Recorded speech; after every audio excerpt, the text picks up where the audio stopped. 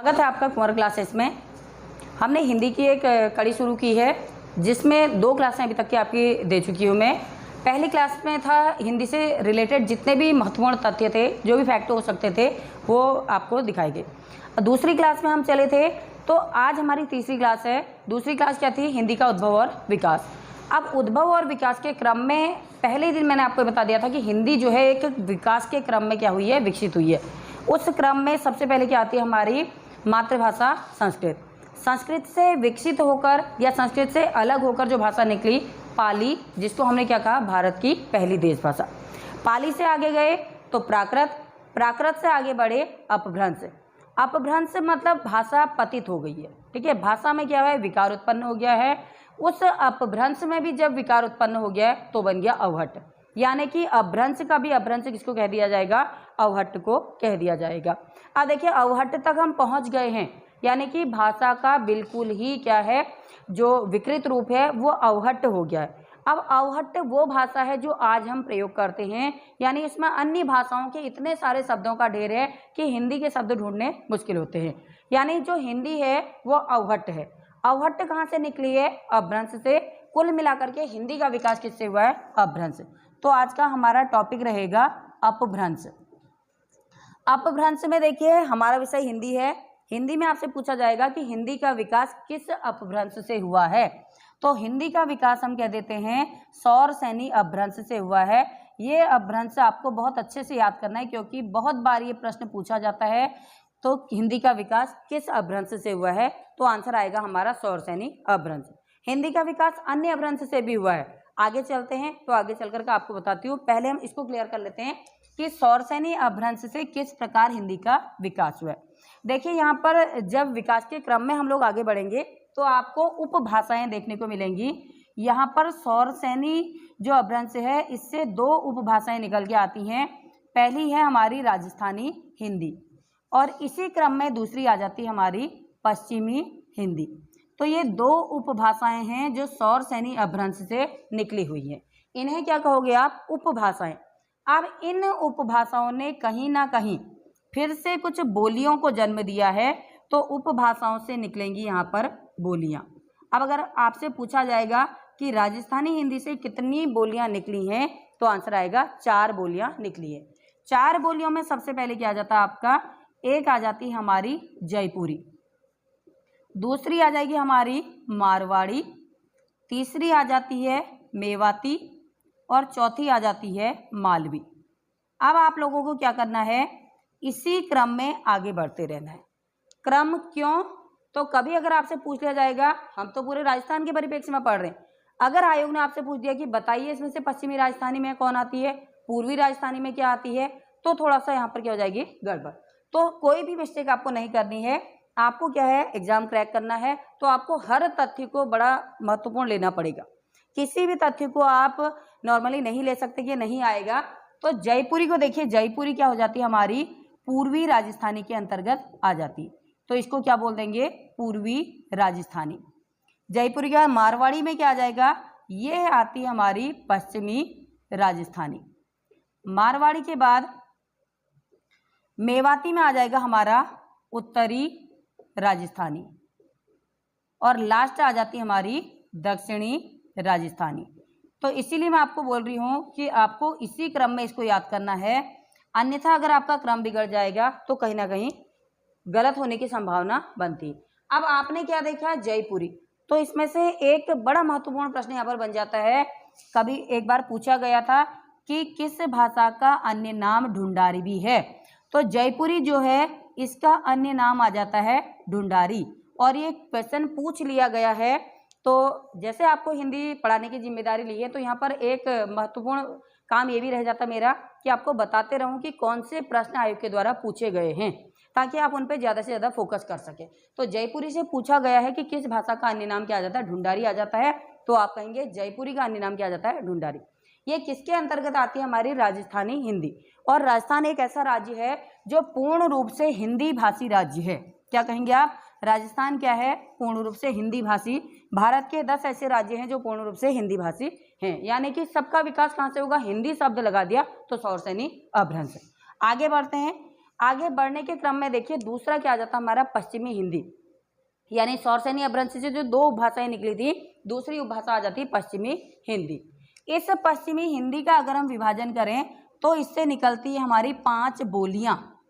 5 बोलियों में सबसे पहली जो बोली आती है उसको बोला जाता है खड़ी बोली। क्या आ जाएगा? खड़ी बोली।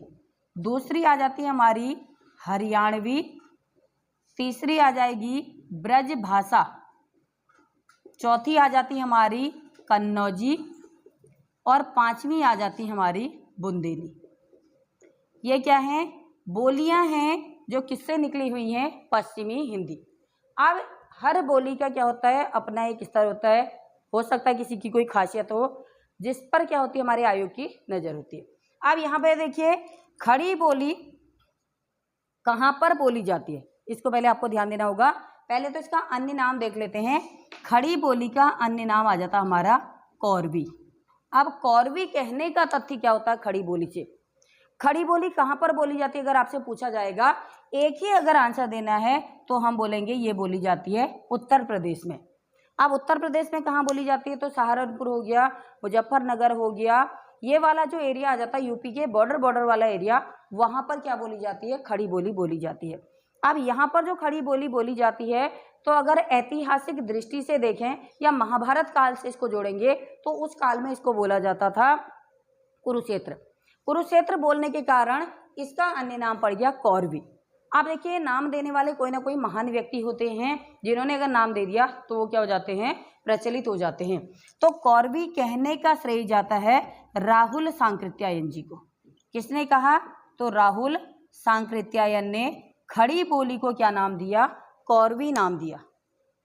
अब कौरवी नाम इसका आ गया है, बता दिया है रीजन क्या है, किस कारण से बोला जाता है, कहाँ बोली जाती है, कहेंगे उत्तर प्रदेश में।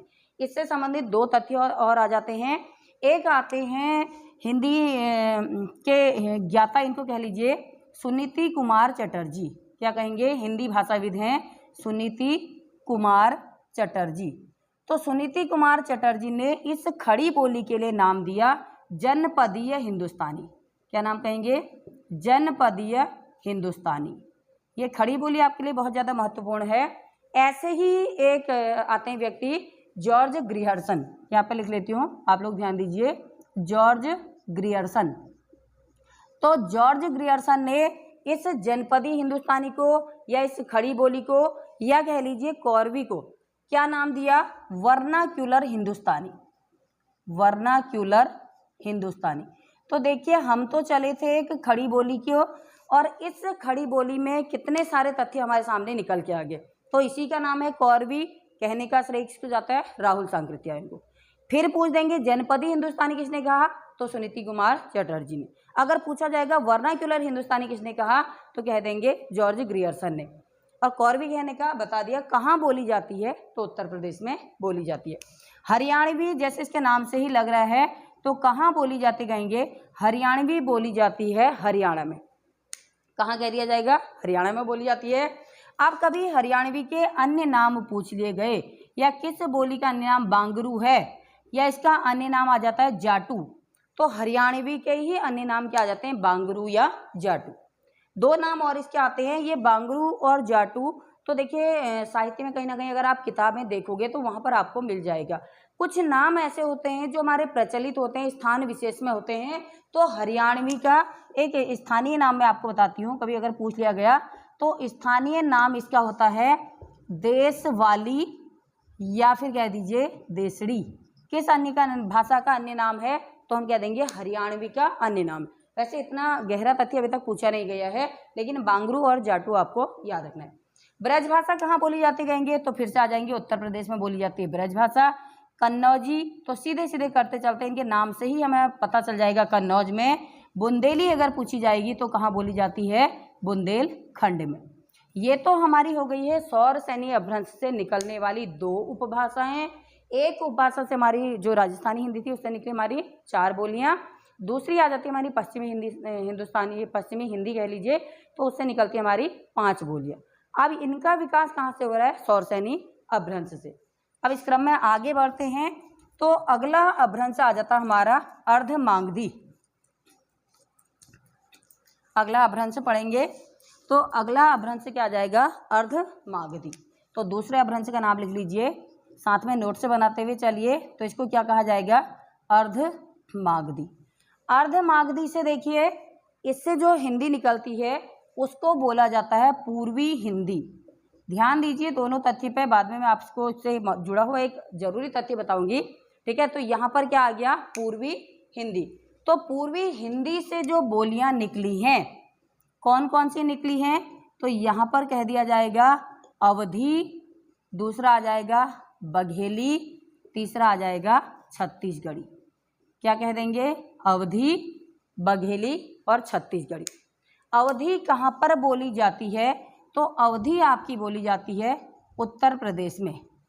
बघेली कहाँ कह देंगे, तो मध्य प्रदेश में। और छत्तीसगढ़ी कहाँ पर बोली जाएगी, तो इसको बोला जाएगा छत्तीसगढ़ में। आप देखिए अवधी में क्या है, तो अवधी का एक प्राचीनतम काव्य या ये कहिए रचना देखने को मिलती है, किसकी, अवधी की। तो अवधी की एक प्राचीनतम रचना है, इसको कहा जाता है लोकरहा। लोकरहा किसकी रचना है, तो ये रचना आ जाती है मुल्ला दाऊद की, ठीक है। क्या आ जाएगी, लोकरहा, या इसका एक अन्य नाम आ जाता है चंदायन। क्या बोल देंगे, अवधी में जो प्राचीनतम साहित्य उपलब्ध है उसका नाम क्या है, तो लोकरहा या चंदायन। किसकी है, तो मुल्ला दाऊद की है। 1370 के आसपास ये रचना है। बाकी बघेली और छत्तीसगढ़ी आपको बता दिया गया है। इससे पहले एक तथ्य छोड़ गया था, ब्रज भाषा। ब्रज भाषा का भी हमें एक प्राचीनतम उपलब्ध साहित्य मिलता है, इसको बोला जाता है प्रद्युम्न चरित्र। क्या बोलेंगे इसको, प्रद्युम्न चरित्र। और ये है सुधीर अग्रवाल कृत। सुधीर अग्रवाल, देखिए है तो हमारे सौरसैनी अभ्रंश में पश्चिमी हिंदी में था, लेकिन वहां पर छूट गया था, तो यहाँ पर लेके चलते हैं, क्योंकि कोई भी फैक्ट आपका छूटना नहीं चाहिए। आगे पीछे हो जाए इससे कोई फर्क नहीं पड़ता, लेकिन आपको क्या उसको याद करना है। तो यहाँ पर क्या आ जाएगा, सुधीर अग्रवाल कृत क्या आ जाएगा आपका, प्रद्युम्न चरित्र। ये था हमारा दूसरा अर्धमागधी अभ्रंश। आगे बढ़े तो आगे बढ़ने के क्रम में आ जाता तीसरा अभ्रंश आ जाएगा हमारा मागधी।